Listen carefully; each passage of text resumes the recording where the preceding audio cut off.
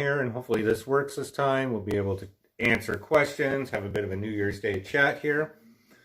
So fingers crossed that it does go through and does work this time. Looks like we're going to be going here live here soon in just a second. So that's great news. I want to thank everybody who showed up here today. And it looks like we're finally up and running today for a bit of a New Year's Day chat. So that's really cool. Just making sure the settings are good. Looks like we're getting some questions already. So thank you anybody who is on board and watching today. Wishing everybody an awesome New Year's. As I said, we tried to do this just a few minutes ago, and unfortunately, I guess with technology, there were some glitches. That's why we're doing these sort of surprise live streams at the moment. It's a chance for me to sort of test things out. So that way when we go live on January the 10th at 1:30 p.m. for our bi-monthly live stream every other Sunday at 1:30, we'll be up and running with a lot less issues. Pardon me as I clear my throat. Anybody who has allergies, I feel for you. I'm an allergy sufferer as well. I don't know if it's just that time of year, but we're not here to talk about allergies. We're here to talk about baseball. And boy, oh boy, I know we talked about this last time, but the Padres seem to be the team to beat. Boy, they have their stuff together. Blake Snell, Yu Darvish, just goes on from there. I'm forgetting somebody here. Blake Snell, Yu Darvish, Ha-Seong Kim. How could I forget about Ha-Seong Kim? Just so much activity this week. Now, somebody asked me, are they going to add somebody else? Well, it's the Padres, so they have the move. But I think the Padres are going to be more on the trade front now. So they could be adding additional pieces to their bullpen. I don't see them adding anybody else to their rotation. They just have such a great influx of actual starters at the moment. Bullpen arms to help them out there. Lindor rumors. I think Lindor and the Jays, I did that vlog today about this deal, and I've said this many times before. I think the biggest reason why I'm not too enthusiastic about it is simply because we're getting Lindor for 1 year. I know the Jays could try to work out some sort of contract extension with Lindor, but when you have a player of that talent and that type of caliber, really he's going to want to test out the free agency. He's going to want to see how much money he's going to make. He's just that good of a player. Anybody who's in his status, him, George Springer, JT Realmuto, those type of players, they want to get over their 100 million, 200 million. Geez, I guess even 300 million now, depending on the player. Baseball contracts are just insane. But that's what Lindor is going to do. Now, I'm not saying Lindor can't help the Jays next season. He certainly would definitely be an improvement to their lineup. It's going to give them some bounce on their offense, and he's going to be that type of player who can hit and run, so he's a double threat there because he's got those stolen bases as well. And maybe couple that with another big signing like JT Realmuto, and the Jays might have one of the best lineups in the American League, maybe second to the Yankees. But with the Yankees, it's just going to come down to whether or not there's health there. So whether Judge is going to be up to Judge's standards, Stanton, and the list goes on there as well. And naturally, if they sign DJ LeMahieu, which is still a big question mark, seems like he wants $100 million. George Springer wants $150 million. And that's the other thing I was going to talk about today is I don't know what the players realize how soft the market is. And I heard another MLB analyst say it's like a real estate soft market right now this offseason. And that's why I said the Blue Jays have to be extremely aggressive this offseason, because there's just not too many opportunities like this where the Blue Jays can go out and afford to buy premium players. And what I mean by that is you have somebody like JT Realmuto, and in most years he'd be looking at a contract easily between $150 to $200 million. But because of this COVID, and they're not sure if there's going to be fans and what the revenue is going to be like in 2021 or even moving forward, they're very reluctant to hand out those big contracts this year. And I believe JT may get up to $130 million. I'd be very shocked if he did get that $150 million price tag that he's asking for. That's why the Jays have to really strike hot this year. But there's also that other side of the coin where players just might have an unrealistic expectation of how much money they want to make. And I understand that to a certain degree. I mean, nobody's going to cry over a baseball player losing out on a couple million when they're making $20 million annually. right? But at the end of the day, Francisco Lindor, even if he signs in 2021, could be looking at losing money. Certainly George Springer and JT Realmuto, those premier free agents this year, certainly going to take a huge hit. It's just the way the cookie crumbles. So if they're really worried about their bottom line, the best thing that JT Realmuto could do is sign that one-year contract. I'm not saying he's going to do that. I'm not saying DJ LeMahieu is going to do that. And I'm not saying George Springer's going to do that. But that would be their best incentive if they really want to go and test out the free agency market again when it's a little bit more healthier and a little bit more normal. In addition to that, usually when you look at the MLB offseason, there's about 30 teams naturally, and 10 of those teams are always in rebuild mode. 10 of those teams are kind of like, oh, we're not sure what we're going to do. And usually have 10 teams that are really aggressive on adding talent, and that's not the case this year. We had about 5, maybe 6, and 2 of those teams are probably out, and that includes the Padres and the White Sox, just because they've already done a lot of their offseason additions. I'm not saying they're not going to add more, but for them to go out and add a massive contract like George Springer or JT Realmuto just seems very unlikely in my opinion. So based on that, there's really only a handful of teams that are really buying or really getting aggressive on these big market contracts, and that includes the Blue Jays. I don't know if the Phillies are going to up and grab JT.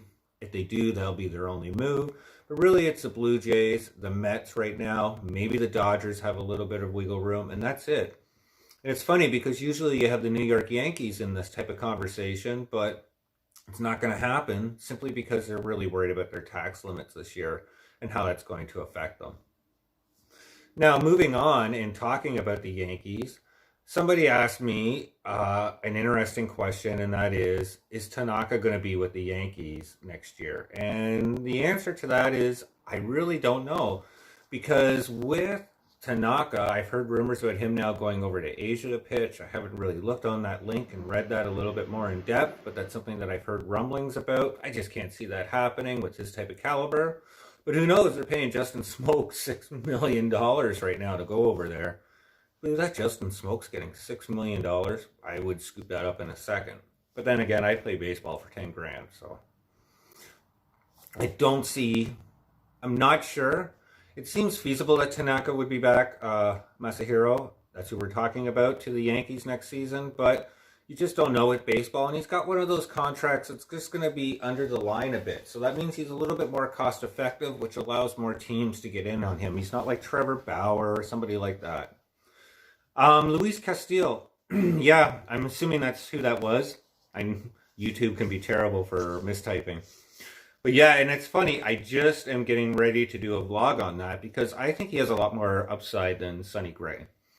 Sonny Gray, I know he has that track record. He's a little bit of a roller coaster. He's a little bit more older, established veteran, so maybe that's why people might be in on him. He has that cost-effective, I think, like $20.2 million left on his contract in that third year for $12 million, so it's about 35 or just under for Sonny Gray. Luis Castillo is a little bit of a sweeter deal. He's expected to make $3 to $6 million this year in arbitration. Plus, he's got 2 years of arbitration left, so this guy's controllable for 3 years. You might be able to work out something like Donaldson, where he was paid an annual value, so you don't have to go through that arbitration stage. And this guy's been really effective. I think last season he had an ERA around 3.21. In the season before that, he had an ERA around 3.4, 15 wins. I mean, this guy could slot right behind Ryu for the Jays and be dynamic. I would love the Jays to get more aggressive on a starting pitcher than Francisco Lindor, especially a starting pitcher that has multiple years of control. And if we're going to move somebody like Lourdes Gurriel out of the Blue Jays lineup, somebody with his type of potential plus prospects, I'm all over Luis Castillo.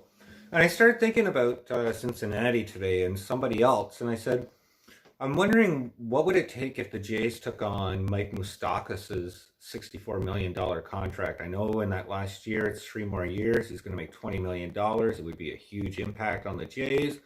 But he plays second and third base. I'd have to wait and see how good his defense is, or if he's going to be a DH in the future. But imagine if we went to Cincinnati and made a huge trade for Luis Castillo and Mike Moustakas. That would be cool. That would probably be worth, in my opinion, Lourdes and Alek Manoah, maybe Klofferstein out of the minor league system. And then you still have the potential to sign JT, make the trade for Joe Musgrove.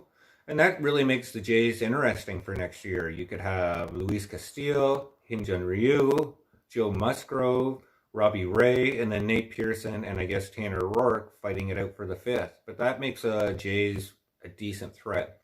And I always said one thing about the Blue Jays is I believe if things come together and they get that starting pitching down, that they could actually take the Yankees for the American League East and be a real dominant threat for at least the next couple seasons over the Yankees. They're just going to age. They still have Garrett Cole. Garrett Cole is a monster on the mound. And we know the Yankees can always go out and add more. But right now, I think it's really in favor of the Blue Jays. Yeah, if we get a catcher, how that's going to work. So, yeah, if the Jays do go out and sign a catcher, and I think it could be JT Realmuto. Now, the Yankees are getting Phillies, are getting a little bit more aggressive on this. And one thing that made me a little bit more cautious about maybe JT and the Jays is Drumboski. He's just really known to spend. It's just whether or not the ownership's going to give the Phillies a wiggle room. And if they do, and they load up on JT Realmuto, is that going to give the Phillies any additional space to be able to sign players to fill out their rotation or their bullpen, or they just go all in on JT, kind of like what the Yankees will probably do with DJ LeMahieu? So that's my concern, and that's where I think the Jays have a leg up. Additionally to that, I don't see the Blue Jays going out and signing both George Springer and JT Realmuto. And I really see George Springer going to the Mets right now. I just think that's how the cookie's going to crumble. So then the Jays might, I don't want to say scramble a bit, but maybe offer JT a little bit more money because then those premier free agents are coming off the board. And that's what gets JT to Toronto. And another huge aspect to JT Realmuto coming to Toronto is it allows us to have an influx of catchers. So that goes to the next part of the question that somebody asked. And that's what's going to get the Joe Musgrove trade done. Joe Musgrove, and I think it was Alejandro Kirk actually, last year that trade almost happened, and then Joe Musgrove got his triceps hurt and he was taken off the table. He did come back and pitch really solidly for his last two appearances of the year, so that's what makes his trade value or his stock a little bit higher than somebody else coming off post-injury. But that's what's going to happen, and it could be somebody like Alejandro Kirk and maybe Thomas Hatch going to Pittsburgh for Joe Musgrove, and then that gets that deal done. That allows the Jays to still have Lourdes to make that trade with Cleveland. I'm hoping it's not somebody like Lourdes and an additional high prospect like Manoah, but you never know how much the Jays are going to bleed to get that Lindor deal done. But that's really how I see the Jays going. And that's interesting because then you could have somebody like Biggio leading off, followed by Lindor, JT, you still have Vladdy, you still got Bichette, you still got Teoscar. So as I said, the Jays lineup would be really dynamic. Where I worry about the Jays is adding that starting pitcher, right? Because you're not going to get Luis Castillo and you're not going to get Lindor. So it's going to be one or the other. And I lean heavier on pitchers, but that's just my preference. Yeah. If we were going to take Tanner Roark and we had to swap a bad contract out, it's actually what's making me wonder about Cincinnati. I don't know how many people are going to be that aggressive on Mike Moustakas. Now, Moose, as they say, always has value, but I know his numbers have been down, so I got to do a little bit more research, but he's going to be the toughest contract that Cincinnati has to move. And additionally, Cincinnati is going to be bleeding starters. They're going to be losing Sonny Gray. They're going to be losing Luis Castillo. I just see that going down Cincinnati's way. So when they do that, taking on Tanner Roark might be something that can offset the Jays taking on that $64 million Mike Moustakas contract. There's nothing wrong with taking on Luis Castillo. The only reason why Cincinnati would be trading him away has nothing to do with finances. As I said, he's only going to make between $3 to $6 million next year. It's going to be for prospects. And that's why I said to get a deal done with Cincinnati that includes both Moose and Luis Castillo, you're easily looking at Lourdes plus Alek Manoah, plus maybe somebody like, I think it's Klofferstein or Kloffenstein out of the top 10 of the Jays prospects, plus maybe somebody even additional like Mayweather or Kay. It's going to be a deep haul to get that done. But then that gives you 3 years of Luis Castillo, gives you 3 years of Moose, who can play second and third base, so it's kind of nice there. And it basically solves the third base problem for the Jays. And even if he sometimes plays second, it allows Vladdy to go over to first base, so you're not going to irritate him. That's one of the things that I really thought was interesting about the Jays being in on Lindor. It's simply, if we sign Francisco Lindor for the Blue Jays, he's going to play shortstop. That's where he's going. So that means Bo's getting shuffled to third, and Bo's been pretty vocal this offseason saying, hey, I really want to stay at short. I really want to develop myself there. And additional to that, you got Vladdy, who's slimming down, who really wants to play third base and show that he can be established there. And I'm not saying that Vladdy or Bo is going to be able to give you that defensive ability, but they're young, so we have to really give them that chance. But if you go and sign Lindor or make that trade, pardon me, then definitely that means that Bo's going to be stuck at third and that Vladdy's at first. I don't see any other way how that crumbles. Maybe I'm wrong, let me know. And that could really irritate two of the young prospects for the Blue Jays. I do think LeMahieu is going to be going back to the New York Yankees. Simply because it would take a really interesting team to come and swipe him up. And it has to be somebody with deep pockets. And I guess the only other team right now that I could see is possibly being the Dodgers. And I heard those rumors coming out today, and I was like, okay, that's really interesting. I like that. The Dodgers always have money. I think the tax and the payroll and whatever the Dodgers have to pay don't mean nothing to the Dodgers right now. They're such a rich organization. So I could see that being true.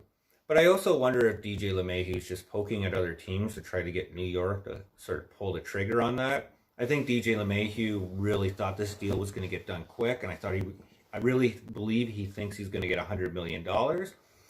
I really don't see the Jays paying $100 million for DJ LeMahieu, just simply because of his age. I don't know. If it was a signing by the Blue Jays, it would be a knee-jerk reaction, pardon me, for losing out on Ha-Sung Kim possibly, or maybe there's another additional trade in the works.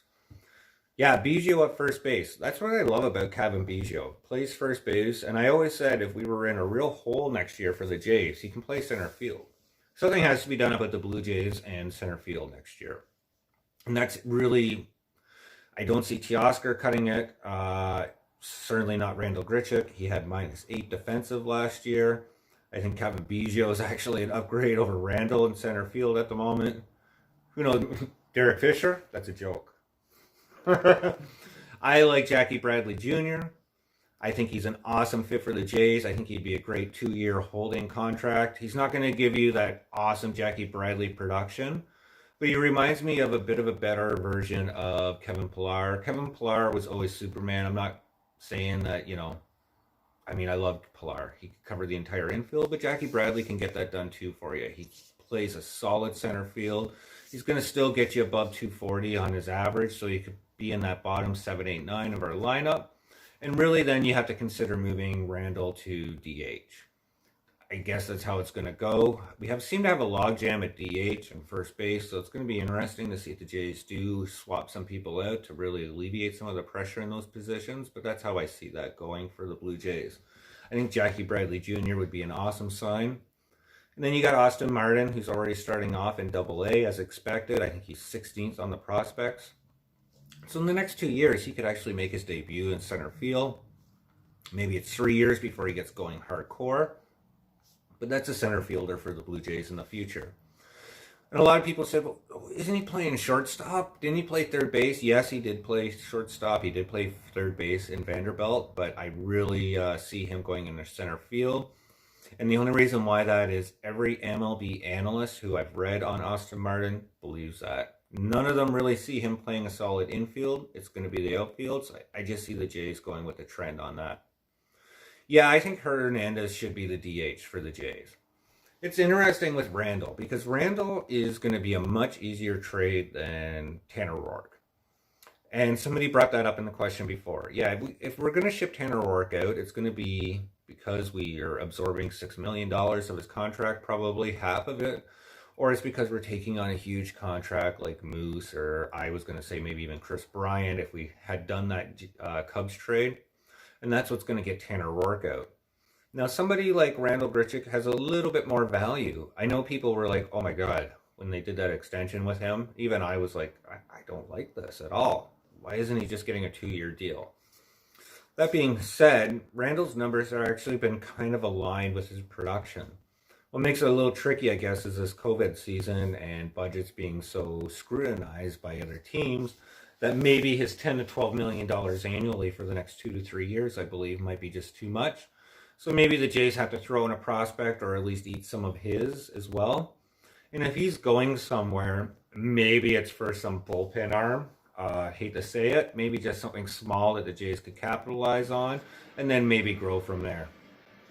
Uh, yeah, I think, what pitcher do I think the Jays really need to get this offseason? I was really bullish on Yu Darvish. And even before they started that conversation, I did that vlog saying that the Jays should be hard on Yu Darvish. They should have eaten up that $21 million by Chris Bryant. And they should have just traded Lourdes and maybe somebody else and got that deal done.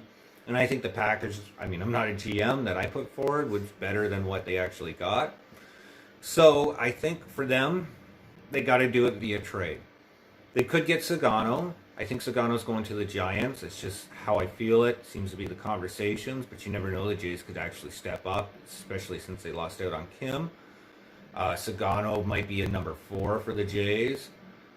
I wasn't too huge on Robbie Ray. I would have preferred Happ. It's just how I am, but maybe that's just sentimental in me because Happ pitched for the Jays way back when, but I know he's got a fire for the Yankees to play them next year, so that'll be interesting, whatever team he plays for.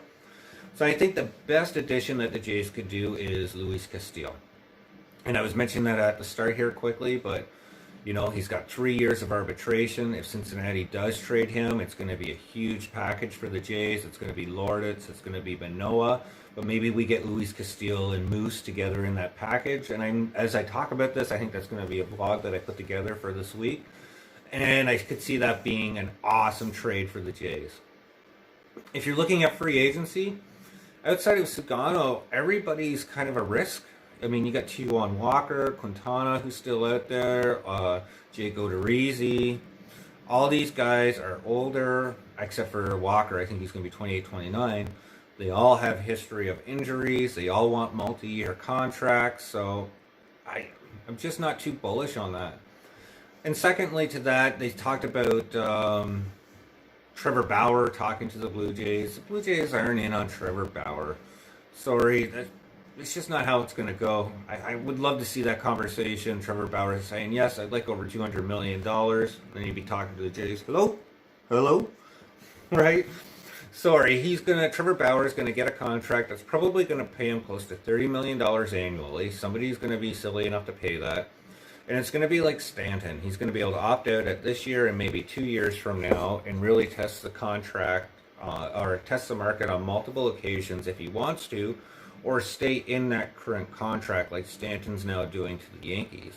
I don't think it will be a huge contract like Stanton, but I do think it will be something around, maybe $250 million for Trevor Bauer over a certain amount of years. Archie Bradley would be a nice little pickup for the Jays. I always nothing against Robbie Ray, but like I said, there was people like Archie Bradley out there, J.A. Happ, other people that I just would have rather seen the Jays sign.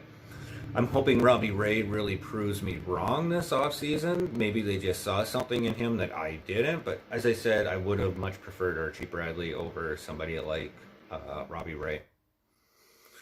Yes, Michael Brantley. I was thinking about that too, actually. And specifically because of that bat, left-handed bat. And a lot of people might not know that, but Jays have a massive right-handed bat. So it's right-handed, right-handed, right-handed, right-handed. So if you can add a left-handed bat to the Jays lineup, I think that would be great. And then second to that, if maybe we don't get Jackie Bradley Jr. or Lourdes does get shipped out and we somehow get rid of Randall and Teoscar's now in the DH spot, really means that the Jays had to kind of rebuild their entire outfield to a certain degree. And that's where Michael Brantley could be an awesome fit. He's still a little bit older, but he's a very productive hitter. And he's extremely underrated. And he's going to be a steal this offseason. People say, I think it's like 3 for 36 or maybe even 2 for 25. So it's a nice solid addition for the Jays, especially they're a little bit thrifty. And I'd love to see somebody like Michael Brantley come over as opposed to, say, Colton Wong, who I think will be similar in contract value. And the reason why I think the Jays might be in on Colton Wong is just simply they seem to have this sniff on Infield. And as I said, I know the defense ain't the best for the Jays infield, but it's not as disastrous as their outfield. And I would be compelled to let the Blue Jays ride it out with Vladdy at first, playing some at third to see where that's going to go for the Jays. Let Bo have another season at shortstop. If he just doesn't cut it, it's going to be an easier conversation moving him over to third for 2022. I just let the Blue Jays sort of have that year to see them grow one more time. And next year, maybe go out and make another big signing. My big worry about next year, though, is I could see the market rebound. There's going to be fans in the seats, hopefully. We'll have the vaccine, not to get political. But if there's fans in the seat, that means that contract values are going to rise. So all those amazing starting pitchers that are available next season, unfortunately, that means that they're going to get market value contracts. They're not going to get the sweet deals that's available this year. And whenever there's high contracts, I always worry that the Jays just aren't in that conversation. I think the last massive contract we signed was Vernon Wells. I think outside of Ryu, it was Russ Martin. So we're just not known for making those big contracts. That's why the Blue Jays really have to strike hard this year. Yeah, when will the three big names sign? Well, I think Trevor Bauer is going to be last. He's just so prolific. He's made it very clear he's all about the money. Nothing wrong with that. That's just who Trevor Bauer. That's just the game he's playing, and it's a bit of a game this offseason. We'll see if that turns sour on him and the team that he signed. We know being that outspoken on social media can sometimes bite you in the heel, as it's done with Stroman. But I think Trevor Bauer will be last. So I think it's a bit of a showdown between JT Realmuto and George Springer. And I think maybe they're playing that game where who eclipses who and who gets the higher value. And as I said with JT, he's really looking for that $24 million a year minimum to exceed Joe Mauer. So I see DJ LeMahieu probably coming off the board first. And then I could see Steve Cohen just getting a little bit impatient, pushing his big stack of chips in there as he has, and his opening up his huge wallet.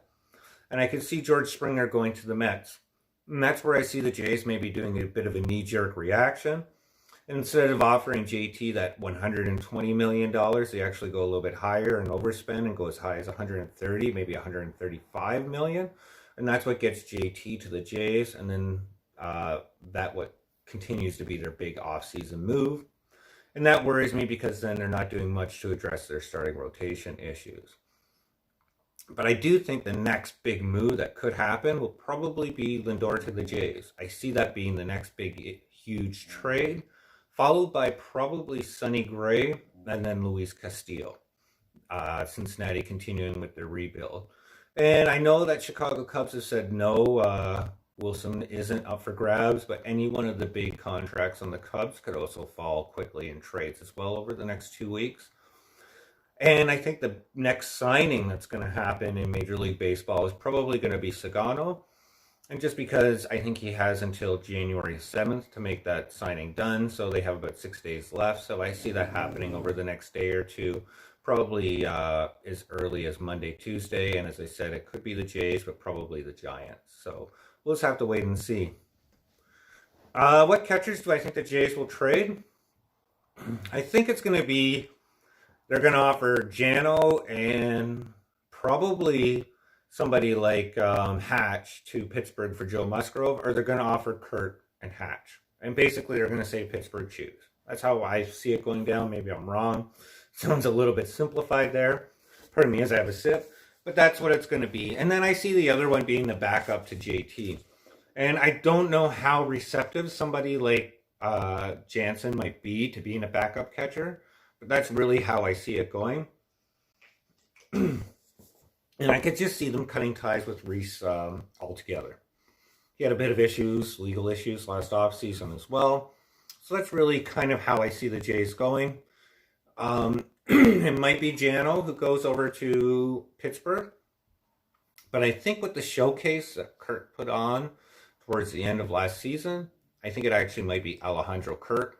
Where when they were making that trade previous to that, it might be somebody like Jano who was in the conversation last last midseason before Joe Musgrove got hurt and went down for his triceps. Yeah, Luis Castillo and Gray could definitely go to the Angels. The Angels are just one of those teams that just frustrates me a little bit. I don't know why the Angels aren't better. You have Mike Trout, and then they went out and they made some great offseason signings. They got Ohanti, or I mispronounced his name. The Angels should just be a much better team than they are. So I really actually hope that they make some signings, because I don't know why, but I really want to see Mike Trout go after a World Series ring. I'm a bit of a Dodgers fan as well sometimes when I'm not a Jays, so I got to see them win the World Series. But the Angels would be pretty sweet, and they're certainly deserving of that, and certainly their fan base have been more than patient over the years. So seeing the Angels into the postseason is something that would be appeasing to them, something that I think the Los Angeles Angels organization needs. And I could see either both of them or one of them going to Angels very easily. Somebody else said the Mets. As I said, if the Mets had a starting pitcher this year, it's going to be kind of like an insurance. They need one, but they don't. It's going to be how Noah Syndergaard, where he comes back from his Tommy John, how quickly. It's going to be Marcus Stroman, and how Stroman actually pitches throughout the season. And if they do go out and sign a premier starting pitcher, I really believe that's the New York Mets way of saying to Marcus Stroman, you're going to free agency next year. So I always said it's interesting that Marcus Stroman accepted that qualifying offer. I always said he was gambling a bit, because with Stroh, I don't know how much he would have gotten on the free agent market, but he certainly would have been considered probably the second best free agent starter behind Bauer, in my opinion. But he took that $17 or $18 million. I don't know how much it was offhand, the qualifying offer this season, but very close to that. And he's going to test it out next year. But next year, there's some massive arms on the free agent market. That's what makes it really interesting for the Blue Jays, and maybe why they'll be a little bit more hesitant this season. If you get a chance to look at the free agent arms next year, it's for 2022, the list just goes on and on. You could build a killer rotation just out of the free agents available. So, yeah, I don't think the Jays will be touching Moreno yet, just because of his age. He's a little bit young, but you can always see him being added to some huge package, especially Cincinnati. So we'll just have to wait and see. He's one of those young pitchers who has a lot of upside. As long as he doesn't get hurt, he'll be great. Reminds me of a much better version of Max Pentecost. If you don't know Max, he was in the Jays catching organization. Unfortunately, injuries caught up with him, but before that, he was going to be a premier catcher for the Jays. I think how many games this year? My guess, if it was somewhere between 120 to 140. My guess is somewhere comfortably 120. I don't see it being any less than that. I know there's been some talk, pardon me, my allergies are just getting to me, about the Jays and where they're going to play next year as well. So that really complicates the start of the season, but it all comes down to that vaccine and getting fans into the seats and getting revenue back into Major League Baseball. I could see baseball getting pushed back 1 month. That seems to be the conversation. I'm comfortable with that. Starting baseball in May, losing maybe 28 games or 30 games from the season. That brings it down to 132. Makes it a little bit more controllable. Gives it a little bit more time for the pandemic to sort itself out, to make sure everybody can get vaccinated, however Major League Baseball is going to move forward with the players. And I could see July 1st as being an awesome day for the Jays to actually have a home game. So maybe they play their first few months in Buffalo, May, June. You know, they try to play as minimal amount of games to absorb home games in the Rogers Center for the last half of the year. And I could actually see fans in the Rogers Center as well moving forward. You know, it's not going to be filled to 50,000, but even if you had 10,000 fans in there, that's a huge start over last year. Yeah, Bauer talked to the Jays. I read that today, and that made me go, that'd be interesting. If Trevor Bauer signed with the Blue Jays, I'd almost have to eat my hat. I certainly would. He would be an ace that we haven't had on the team. I worry about him a little bit because, if anybody knows, 2019 wasn't as great as 2020 for Trevor Bauer. So I think he's actually one of the most overrated pitchers actually this offseason, and I'd be really hesitant of giving him over $200 million. If you look at Trevor Bauer and you look at Garrett Cole's numbers and you look at the money between the two, there's really no comparison. Garrett Cole's a much better pitcher, and that's why he got that contract. I know it was extremely large for Garrett Cole, but Trevor Bauer doesn't deserve Garrett Cole numbers, and I hope the Jays don't penny that out. But hey, if the Jays got $30 million to spend on 1 year and they want to do that for Bauer, hey, I'm not going to complain having him lead off our rotation next year. Yeah, Nolan Arenado. Yeah, he's going to be traded. He's going to be trickier, though. He definitely wants out of Colorado. Anybody don't know, he's third baseman there for Colorado. And he has a really interesting contract because he's going to make plus $30 million, but he can opt out of this year, or he can stay until 2026, I believe, making annually $32.5 million. So if you're a team that's worried about budget, worried about finances, you could have Nolan Arenado make that trade, and then all of a sudden he has a really down season for one reason or another. He decides to stick into his contract like Stanton did, and then you're stuck paying that out annually, $30 million for a third baseman who's on the decline. But I think Nolan Arenado is going to go on the decline. No, I actually think he's going to have a bit of a bounce back year. I think what's going to happen is the Rockies are going to hold on to him because they're not going to get the value that they see out of him right off the hop. And then I see the Rockies maybe making him a midseason piece. And I always said Nolan Arenado would be interesting going to the Dodgers. Why? Because I think they'll re-sign Justin Turner, but I think it will be a one-year contract with a second-year option. And I don't know if Justin Turner is really going to play up to Justin Turner levels. There's not a DH in the National League. They said that's not going to happen next year. So I could see them halfway through the season, especially if the Dodgers really want to get competitive, making that trade for Nolan Arenado, and he takes over for Justin Turner. And unfortunately, Justin Turner's benched or maybe traded somewhere else for the last half of the season. That's where I think Nolan Arenado could very well end up. You never know about teams like the Jays. It's really going to depend on how revenue is coming into Major League Baseball, and then second to none where baseball players are next season.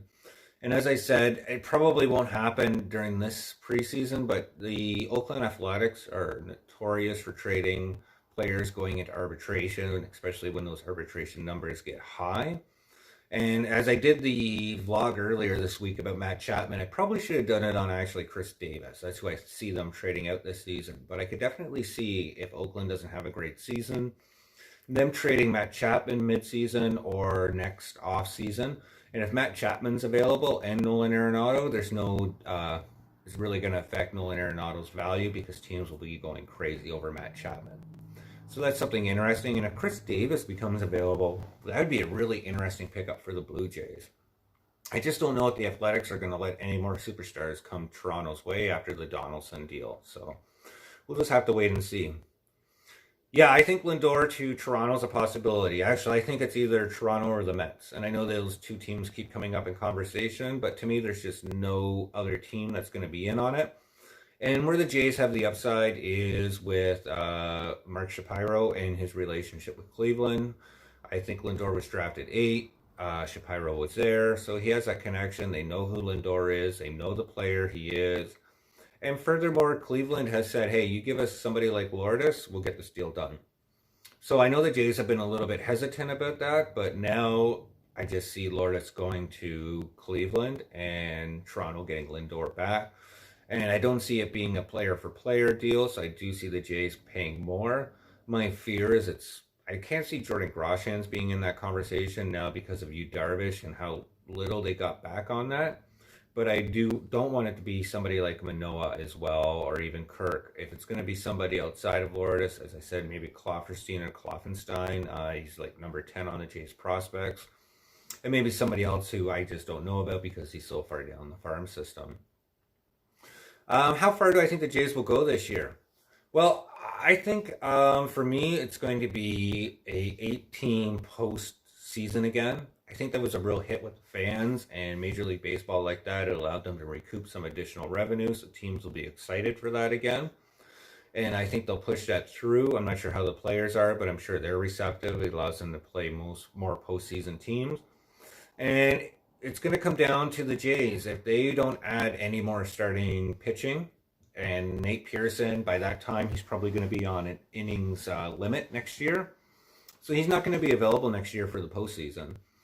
So if that's the case, maybe he is if it's 130 games, but it's going to be really down to the wire. So you got Hinge on Ryu riding out and collection of other pitchers. So they could really get stopped at that first round again. So I could see them, if they added another decent starting pitcher, getting into the second round. And this just being another growing experience for the Jays. If the Jays are going to go out and be the type of team that's going to go deep into the postseason, they're going to be a World Series team, there's a couple things that they need to do. And ironically, they don't have to do as much to their offense. It's such a young, awesome core that they can make minimal additions there and be still really dynamic as long as Vladdy really continues to progress rather than regress. Same with Biggio, and then Bo continues that same production that he's been putting up. The Jays need pitching. They need that 1-2 punch that teams have when they go deep into the postseason. They need somebody as good as Ryu, if not even better. And then they need consistent starters down the row. Their bullpen needs to be improved. And until this happens, the Jays just aren't going to get deep into the postseason. And I know that sounds like I'm grim, but it's not. Because these are easy additions that the Jays can make. And if they don't make it this year, they'll make it next year. And the nice thing about next year is Nate Pearson isn't going to be stretched out, so he'll be okay to go deeper. Plus, you got Ryu for 2 more years, and then you can continue to build off that. If you add Joe Musgrove, you can get him to an extension. He'll be a number 4 or 5. Maybe the Jays do get Sugano. So you continue to build off those pieces there, and we'll see what happens. Dodgers need more pitching as well. I agree. I mean, I love the Dodgers pitching system, but they do need to continue to add there, especially if they continue to lose one additional free agent each year. Thank you, Dodgers fans, for Ryu. That's working out really well for us at the moment. And I also could see the Dodgers, I don't want to say they're sitting in panic mode right now, but they're probably looking at what the Padres did and go, oh, wow, this is really interesting. Do I have to continue to upgrade? Should I make another move quickly? How more aggressive do we need to compete with the Padres? And it's funny because everybody's talking about the Padres and the Dodgers, but one thing they're not talking about actually is the Mets and the Braves, who are still 2 other additional deep threats in that division. So we'll just have to wait and see what happens in the National League. But boy, the National League is extremely competitive. It's interesting too because it used to be the American League that was the beast of the teams, and that over the last 5 or 6 years there's been that shift to the National League, and now it's really been National League teams that are just very aggressive and very impressive. Who's my favorite team, or who's my favorite baseball player? I did a vlog on this on Christmas Eve. For me, it was Halladay. Just loved Roy Halladay's work ethic. I know some people thought he was a little bit prickly, but he just came there to get things done. He came there to be the ace that the Jays wanted. Even when they sent him back to minor league, he took that in stride and really learned from it. So he's the type of guy who you just wanted in your clubhouse. In addition, if you hear the stories about how Halladay groomed and helped people like AJ Burnett or even Ricky Romero and his impact on both of those players, it was Halladay. And I got to go to a lot of Jays games during that period. I was lucky enough to work in advertising. And nobody wanted to go see the Jays. They kind of stunk. That's when I loved them even more. And whenever Roy Halladay was on the mound, you knew you were going to get to see something special. So that's it. My second favorite team, probably maybe the Dodgers. I love the Athletics. I love the Moneyball. It's my favorite movie. I'm a sports analytic junkie. So really, that's it. I'll answer a couple more questions and then we'll finish up for the day. I really appreciate everybody jumping on. And as I said, January 10th, starting on Sundays, we're going to go 1:30 every afternoon. So it'll be a scheduled time and hopefully no more glitches. Would you trade Biggio for Lindor? It's funny because I see Biggio as an awesome trade piece. And I haven't spoken up about that. And I always thought Biggio could be like that second person that they trade or make a trade for, or make trade available, after Lindor. I think Cleveland's probably going to want Lourdes. That's what Cleveland said, and I really see that's how it's going to go for Lindor.